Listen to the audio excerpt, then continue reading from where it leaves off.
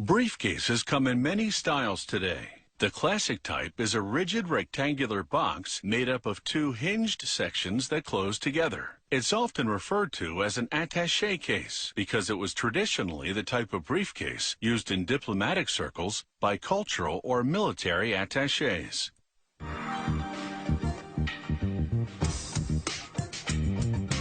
These luxury attachés are entirely handcrafted, made from English bridle leather, a fine leather traditionally used for horse saddles. The cutter lays out patterns for the various parts, then trims around them.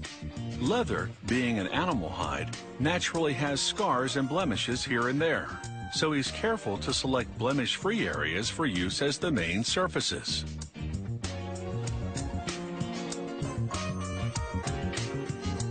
Next, he uses a punch press to cut out what are called foundation boards, which will reinforce the leather. At this point, an expert leather craftsman takes over. He positions each foundation board on the leather. Using a tool called a bone folder, he marks where the leather will fold over each board.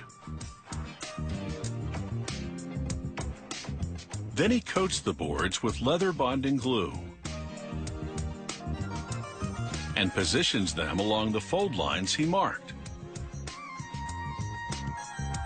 With a tool called a sleeker, he pushes out air pockets and excess glue. This ensures a thorough, wrinkle-free bond. Next, with a tool called a stitch marker, he perforates the edges of the leather. This ensures the stitching will be straight and evenly spaced. It also sets the angle of the stitches, essential for both aesthetics and durability. Now he bevels the leather. This leaves what's known as a raw edge, which he then colors and seals with a reddish stain that highlights the tan-colored leather.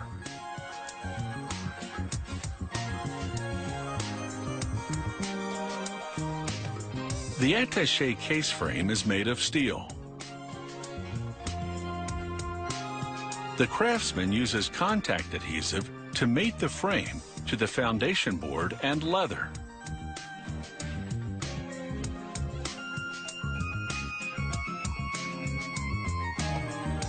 Now he can sew the leather.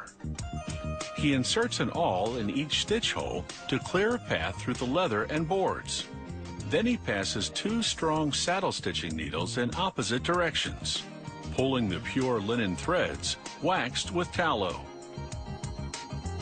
Next, he rivets in place two traditional style locks made of hand-polished brass. Then, he constructs the handle by sewing several layers of leather around a piece of steel. The handle has a raised rib on the top and bottom. These risers, as they're called, make the handle comfortable to hold. He uses the bone folder to fit a piece of finishing leather snugly against the risers. He glues finishing leather around the handle ends,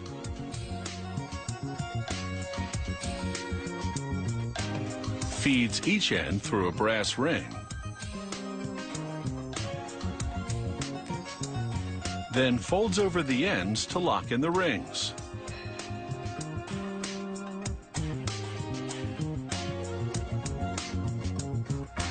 Then he wraps the rest of the leather under and hand stitches all around. The rings attach to brass handle plates, which he secures from the inside with washers and bolts.